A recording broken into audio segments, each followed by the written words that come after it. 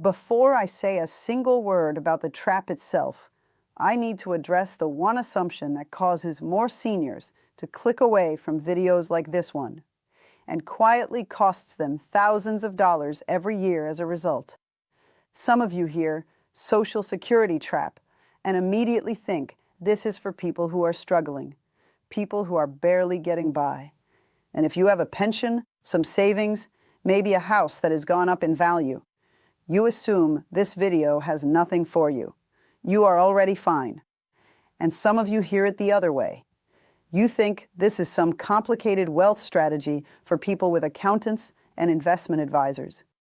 And if your Social Security check is most of what you are living on, you figure this one is above your pay grade. Both of those assumptions are wrong, and both of them are expensive. The trap I am going to walk you through today does not care how much money you have. It catches the senior on a fixed income and the comfortable retiree sitting on a paid-off home. It catches people who have been filing their taxes carefully for 40 years. It catches people who think they already know everything about their Social Security. And the reason it catches so many people is exactly what the title says. The IRS is not going to call you. The Social Security Administration is not going to send you a letter. Nobody whose job it is to collect that money from you has any reason to tell you that you do not have to hand it over. So that is what I am here to do. My name is Olivia Smith. I am an enrolled agent, which means I am federally licensed to represent taxpayers directly before the Internal Revenue Service. I have sat across the table from the IRS on behalf of real people, real retirees at every income level. And the pattern I see that costs people the most money is never complicated. It's not fraud. It's not carelessness. It is honest, careful people paying taxes on Social Security income they were never legally required to pay, year after year, simply because nobody ever laid it out plainly. That stops right now. Let us get into it. Chapter 1, the core trap. You are probably overpaying tax on your Social Security. Here is the single most important thing I'm going to say in this entire video. Write this down if you need to. Whether your Social Security benefit is taxable and how much of it is taxable is not fixed. It is not automatic. It changes based on your total income picture. And for millions of seniors right now, the correct amount of federal tax on their Social Security benefit is significantly lower than what they are actually paying. For many of them, it is zero. The rule that determines this is built around something called your provisional income. That is the number the IRS uses to decide how much of your Social Security gets taxed.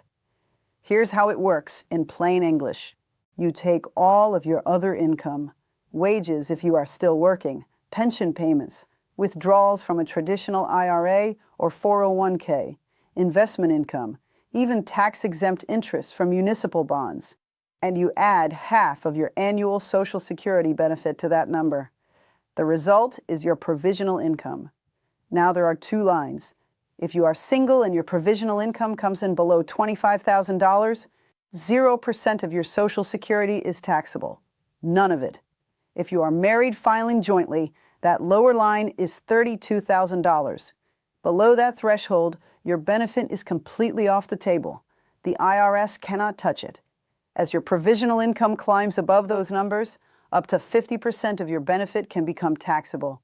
And if you push past a second higher threshold, $34,000 single, $44,000 married, up to 85% of your benefit can be taxed. Notice I said up to 85%. Even the highest income retirees in the country always have at least 15% of their Social Security that is permanently, legally tax-free. Always. So that is the framework. And here is where the trap snaps shut. Chapter 2, the withholding problem nobody talks about. When most people file for Social Security, they fill out a form called the W-4V. That form lets you voluntarily ask the government to withhold federal income tax directly from your monthly benefit check. The options are 7%, 10%, 12%, or 22%. And I understand why people do it. They do it to be safe. They do it so they don't get a surprise bill in April. They do it because someone told them once that Social Security is taxable and they never dug deeper than that. So they check a box, they set a withholding rate, and they forget about it. That withholding rate gets applied to every single check, every single month, regardless of whether your income that year actually justifies it. Your benefit shrinks automatically. The money goes to the Treasury, and then you file in April. Maybe you get some of it back as a refund, and you go through the whole cycle again next year. Think about what that really means. You are making an interest-free loan to the federal government every month on money you may not even owe. You are handing over real dollars from your fixed monthly income and waiting up to 15 months to get them back, if you get them back at all. And here is the part that stings. If your provisional income puts you below those thresholds, $25,000 single, $32,000 married, you owe zero tax on your Social Security. Zero.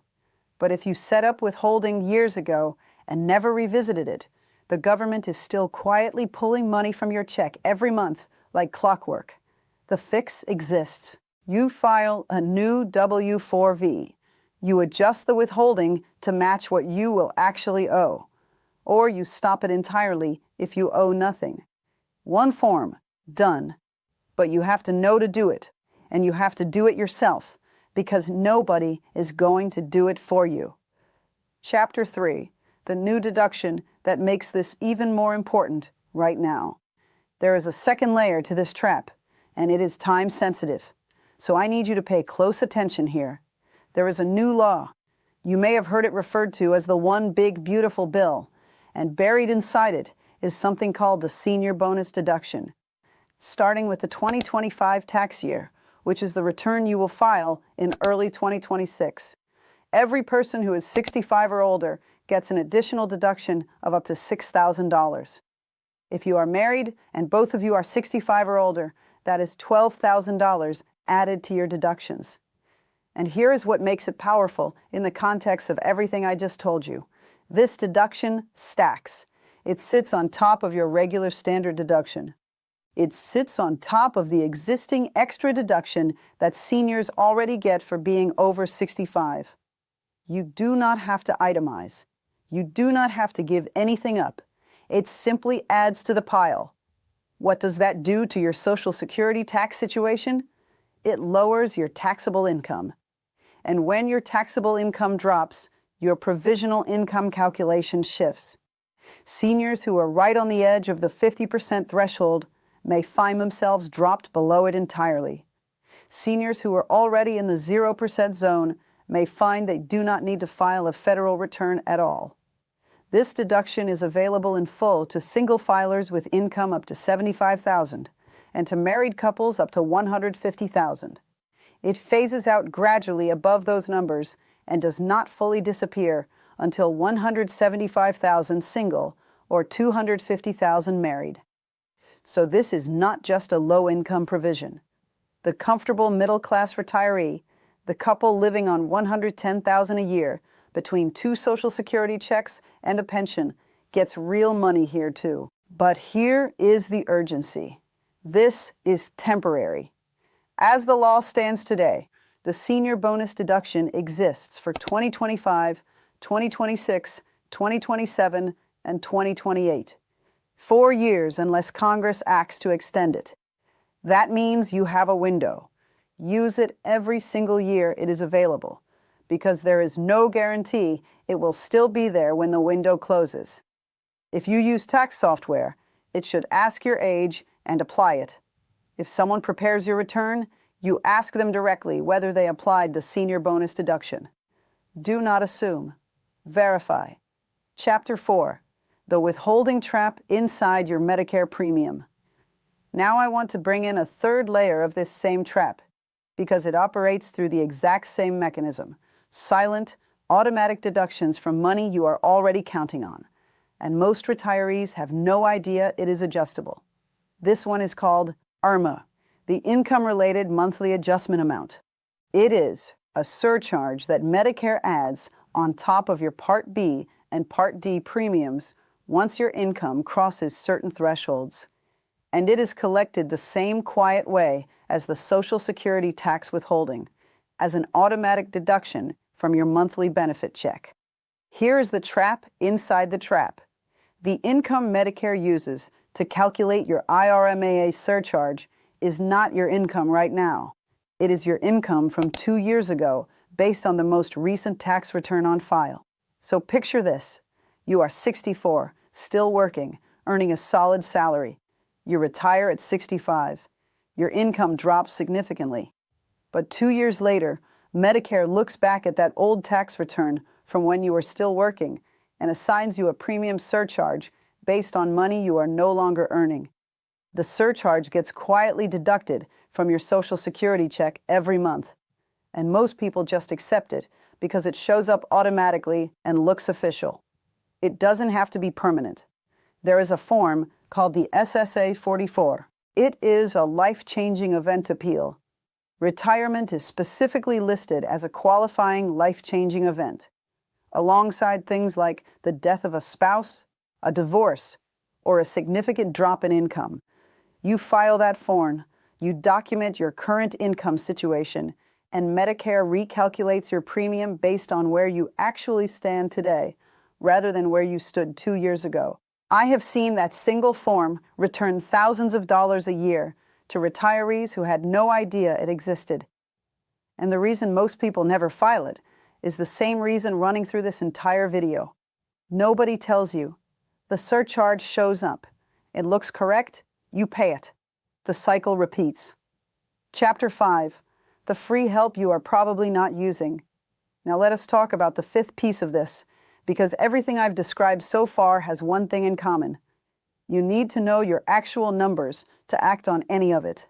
You need to know whether the senior bonus deduction changes your filing requirement. You need to know whether your IRMAA surcharge is based on outdated income. And every year, millions of seniors hand a tax preparer somewhere between $200 and $500 to do a fairly simple retirement return. A return with 2 Social Security statements, maybe a pension, maybe some investment income. And a large number of those people qualify to have that exact same return done for free by IRS-trained and certified preparers. The program is called TCE, Tax Counseling for the Elderly. It is an IRS program specifically for people 60 and older. The largest provider running TCE sites is AARP TaxAid, which operates thousands of locations across the country. You do not need to be an AARP member to walk in the door. The focus is older adults of modest to moderate means. And that word moderate matters because it is not just for people in financial hardship. It covers the broad middle.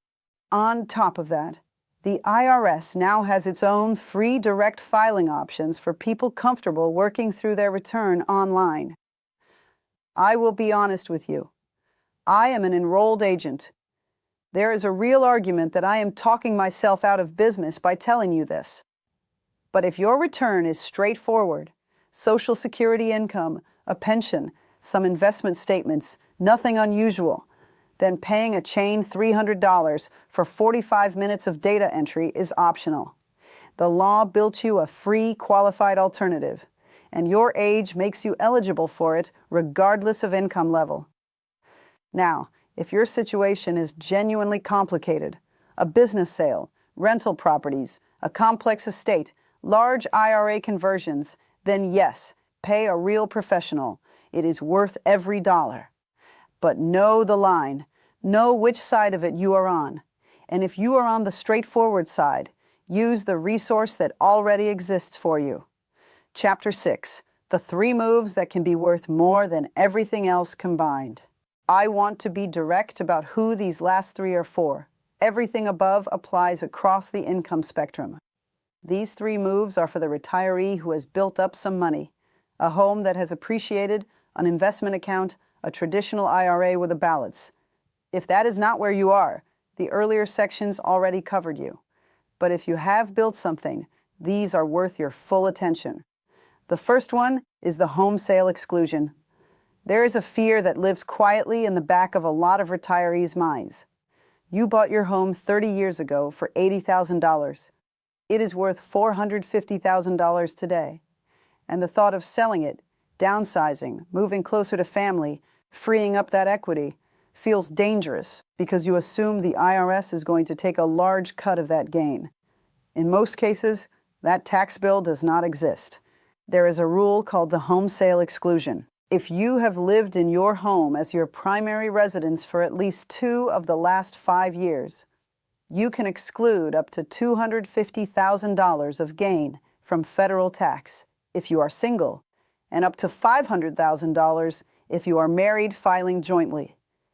That is the gain, what you sold it for, minus what you paid, minus the cost of improvements you made along the way.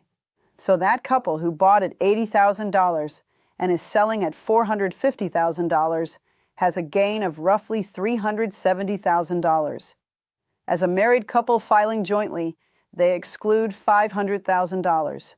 Their federal tax on that sale is zero.